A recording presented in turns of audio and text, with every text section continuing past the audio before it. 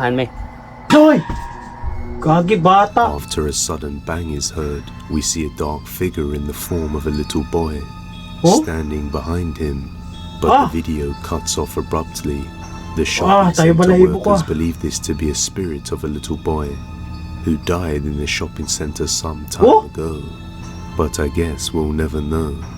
It does seem similar to the figure that was captured in the previous video, but real or not, in the end, the final judgment is yours to make. Welcome back to my YouTube channel, mga katropa. So for today's video ay magre-react tayo sa video ni Depths of Despair. So please subscribe the YouTube channel Depths of Despair kasi siguradong mag-i-enjoy kayo sa mga nakakatakot ng video kagaya nito. So simulan na natin bago simulan pa ng iba.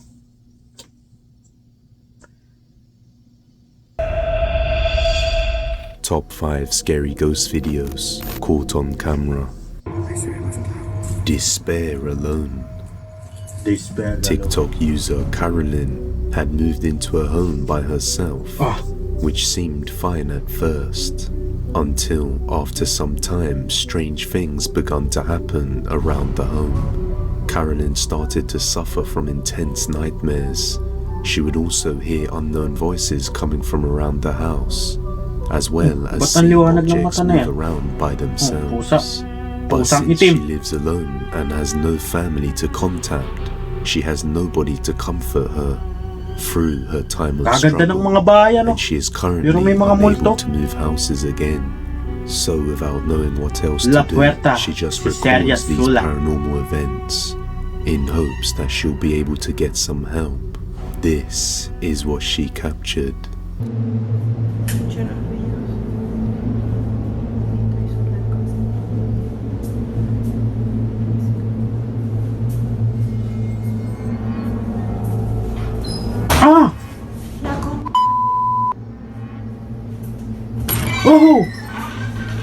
Alang yaka, pusa ka lang pala.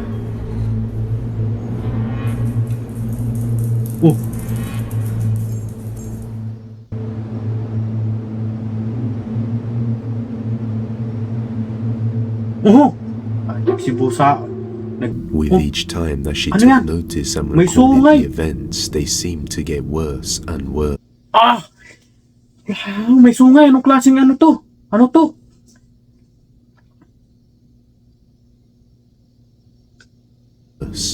Until one night when she was watching TV and heard something that prompted her to get up and take a look.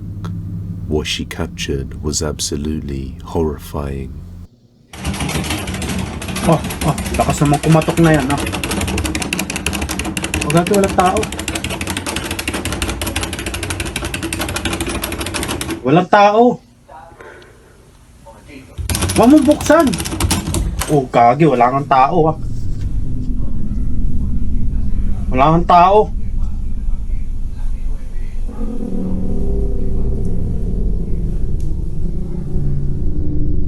Carolyn. Kagaganda ng mga bayan, pero may mga multo. Yung bahay nga namin, ang kawayan lang, pero walang multo. Pero may aswang paggabi.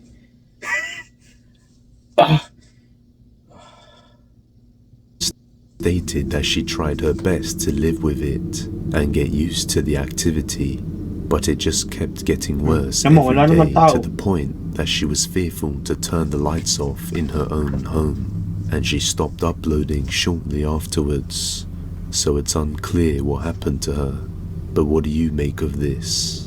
As always, you are the judges. Now, something similar happened to a man named Wesley. Ito na hagdanan natin, mga ganitong hagdanan, nakakatakot to experience chilling events and strange sounds coming from inside his house. As if something was trying to get into his room.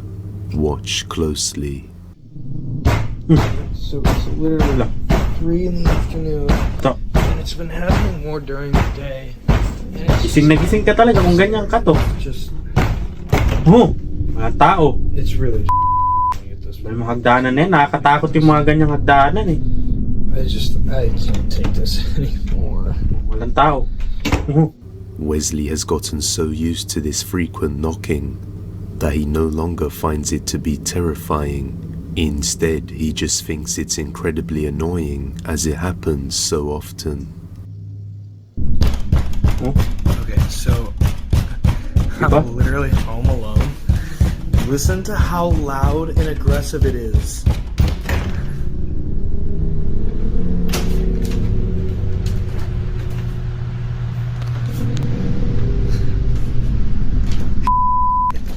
That's why we're moving.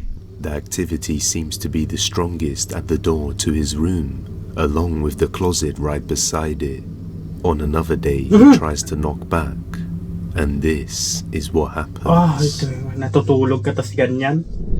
Okay, so I'm trying to get ready for bed. And there's Grabe balahibo ko. It's so everyone's been asking me to try and knock back. Siya rin kumato. Wala. You dick. Tawa ka pa, ano? In the end, he decides he's had enough and arranges to move into a new home. So hopefully whatever this is doesn't follow him to his new house. The knocking. Over in Malaysia, there have been many cases of door knocking being reported that had been ongoing for many months. People would say that someone was knocking on their door. However, when they checked, there was nobody ever there.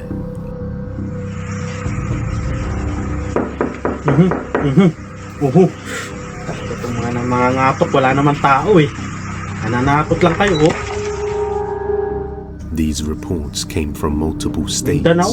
O and Philippines word to? eventually got out that these events were somehow linked to supernatural origins, leaving Filipinos to. people utterly terrified.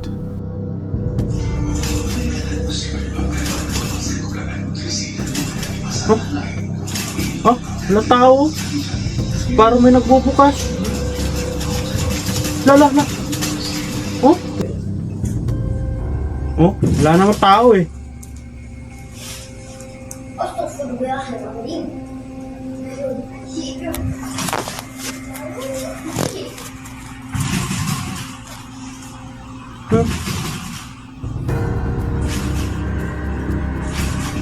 Nangyari dyan?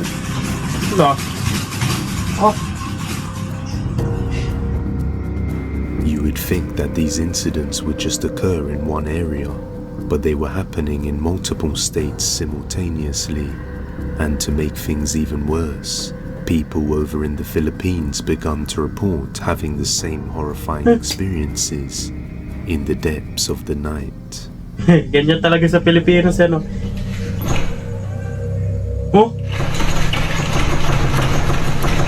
Na?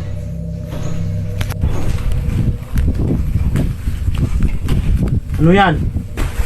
May tao sa inyong balay! May tao sa inyong balay.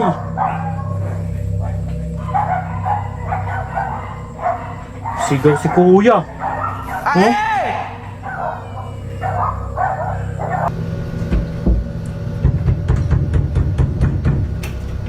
Oh, may tao.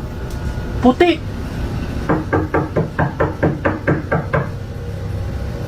Oh. Gagi. Oh. Kamay. Muka. Parang ganyan. Some residents warned others that if they heard knocking on their door after 12 a.m., that they shouldn't open it, or they may have their life taken. And many people started to believe a dangerous cult was responsible, and even claimed that the members of the cult somehow possessed the supernatural abilities to shapeshift into animals, to retreat, or into a loved one to trick you into giving them entry into your home. On one night, residents supposedly caught sight of one of these cult members on the roof of a building. Na, silabasan na yung mga tao. Ano yan? Ano meron?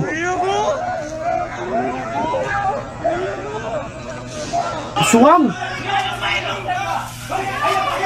Say, sulod din, say!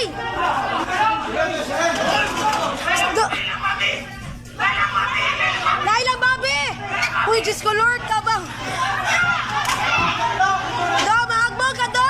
Ginoo ko, Lord, tabang! Uy, Diyos ko, Lord, ginoo ko! Oh, ano ba, tao? Tragis aswang. But after an interview with local TV, it turned out it was actually just another resident that was so terrified of the knocking on his door that he climbed on the roof to try and get a better vantage point.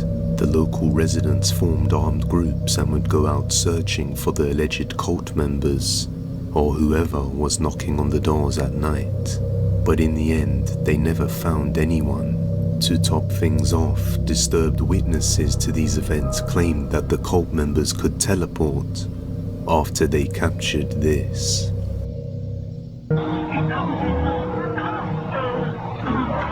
Ano yan? Oh, nawala! Nawala lagi sa nagkano.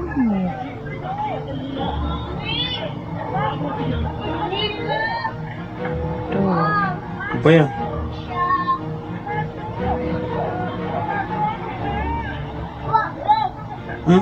Wala no. Kanino? In the Philippines, it is a common practice to say tao po when knocking on someone's door, which basically just means people/human. This seems like a strange practice and reasons for it will vary depending on who you ask. But many people say it's to prevent malicious spirits and creatures from invading your home. Bear in mind that this was serious enough to get to the point where the National Police of the Philippines got involved to investigate, as well as many news companies. However, nobody in the Philippines or Malaysia could solve the mystery, and it is rumored that this is still occurring this day and even moving up north towards Luzon. So what do you think is going on? Is there any correlation between these creepy events in Malaysia and the Philippines? And is it supernatural or natural? I guess we may never know. If you have any video recommendations, you can send them over at depthsofdespair01@gmail.com. Hidden Shadows.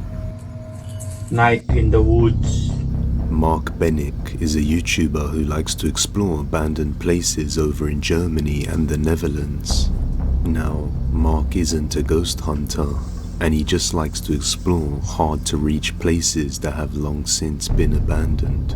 But unlike his normal explorations, this particular one takes a turn for the creepy when he captures something terrifying that he doesn't even notice.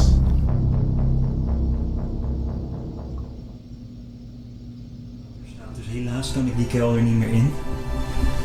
Wel een aparte koelkast trouwens, is gewoon helemaal meegenomen. Maar daar buiten zijn nog veel meer gebouwen waar ook van alles in zou staan. Dus daar gaan we ook kijken. Maar hier zie je ook een schilderij. Mooi, kijk dan. Helemaal geborduurd schilderij. Parang butas yan. Maar daar buiten zijn nog veel meer gebouwen waar ook van alles in zou staan. Dus daar gaan we ook kijken. Waar ook van alles in zou staan. Dus daar gaan we ook kijken. Waar ook van alles in zou staan. Dus daar gaan we ook. As he turns the corner, behind one of the doors, a dark black figure of a woman can be seen just standing there, behind the door. No! Ayan oh! Only noticed this after viewers pointed it out to him. He says he has no clue what it could be. So do you think this is a real ghost caught on camera, or just a simple ruse? You judge. Yay! Dog sense. The next video comes from the TikTok user Sparky Izzy. One day, while away from home, Sparky's dog started to behave weirdly, and at first he didn't think much of it, until he noticed that it was persisting with each passing day. So he decided to set up a security camera, and one day while he was out, he managed to capture this.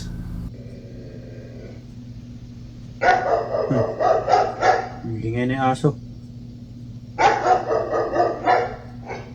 Meron, chuchu. Oh! Ala! Ano yun? The dog starts barking as if it knows something unseen is in the vicinity, and we can see that the dog actually looks towards the frame that dropped and gets spooked before it falls, as if it could see something there.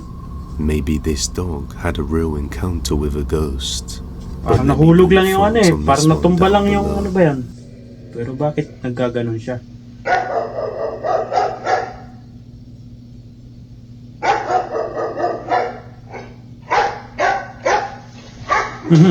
Lingay mo kasi, yan.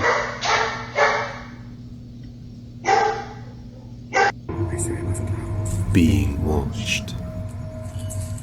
The next sequence Yay. of videos comes from an unknown source, but in the footage a man has been seeing strange dark figures in different places at night time. His dog seems to be able to sense them and starts barking, which alerts him that something is nearby. After experiencing this for a while, he decides to start recording one night after hearing his dog barking, and he captures something chilling.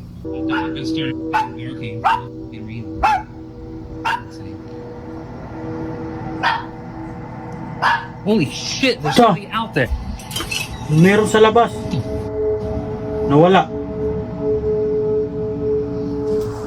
Nawala. After seeing his dog panicking Ngayon, may tao na nakatayo. barking towards the door, he checks the Oh, window nawala, di ba? and sees a dark figure standing outside his door. But merely a second later, there's nothing to be seen. Wow. In another video taken by a security guard who works night shifts at a shopping center, he says that in one of the stores within the shopping center, very strange noises can be heard. And for this reason, he decides to get his phone out and dared to explore the store Ano? in the darkness Ano of yan? the night in order to record and see what he captures.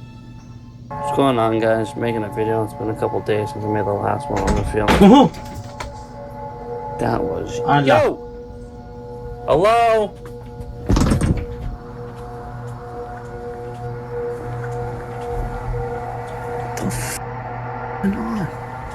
Behind me. Hoy! Gagi bata. After a sudden bang is heard, we see a dark figure in the form of a little boy Oh? standing behind him. But Ah. the video cuts off abruptly. The shopping tayo center balahibo workers ka. believe this to be a spirit of a little boy who died in the shopping center some time Oh? ago. But I guess we'll never know. It does seem similar to the figure that was captured in the previous video. But real or not, in the end, the final judgment is yours to make. Ah, nabalahibo ko. That's all for Oh. today, guys. But if you like this video, subscribe and hit that bell icon so that you never miss an upload. Oh. And with that being said, you can follow the original Depths of Grabe. Despair on Instagram, TikTok, and Twitter. See you next time, guys.